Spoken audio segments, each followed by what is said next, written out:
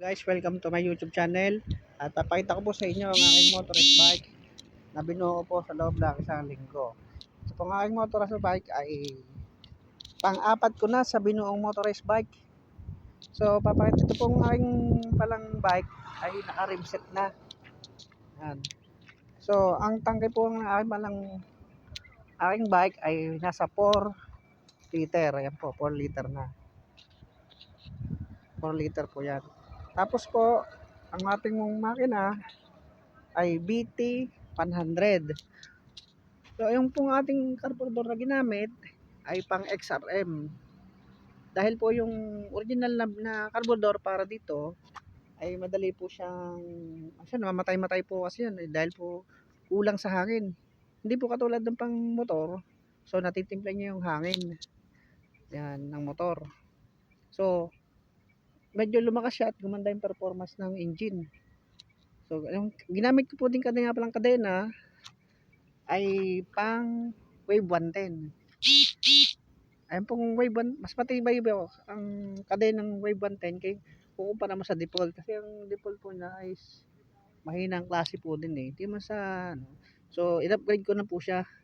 So, matibay na po siya ngayon.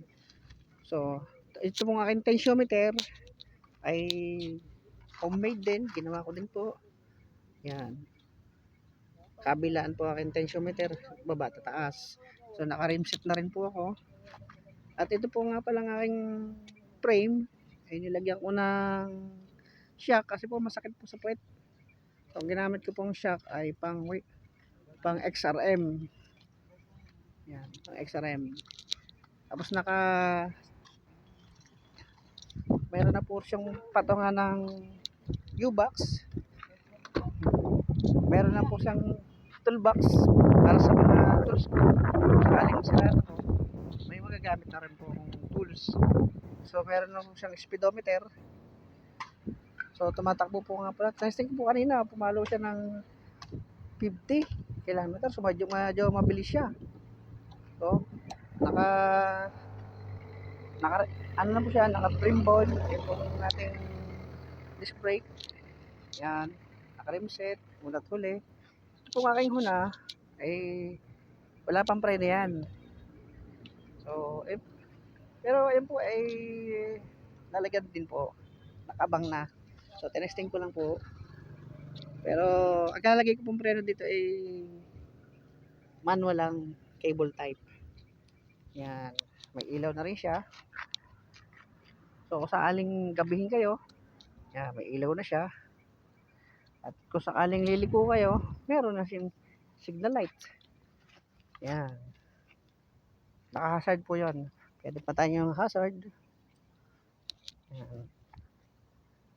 So, may brake light na rin siya. No? Yan. Wala na lang po akong tail lights. Yan ang kulang tail lights. So, pagka nakompleto ko na lahat siya, nakaredress ko ng maigi. So, ito po ay kakalasing ko ulit para pinturahan ng bago. Yan. Yung manibela ko po ay pang classic na motorcycle. Yan. So, maganda po kasi ang gantong manibela. Parang, ano siya eh. Maganda sa paningin ko eh. Yan. So, kung gusto niyo magpa-assemble o gusto niyo ng matuto, ay pwede ko po kayong turuan kung paano mag-assemble. At sa susunod pong video, para pakita sa inyo paano ko binuo yung frame, itong bike na to. At pipinturahan ko na rin siya.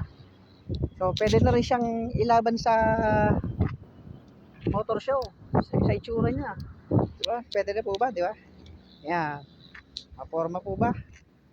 O, tanggalin po natin ng helmet. So, pag napinturahan siya, maganda na yan. Oh, only in Milagrosa lang yan. Sa Calamba, Laguna.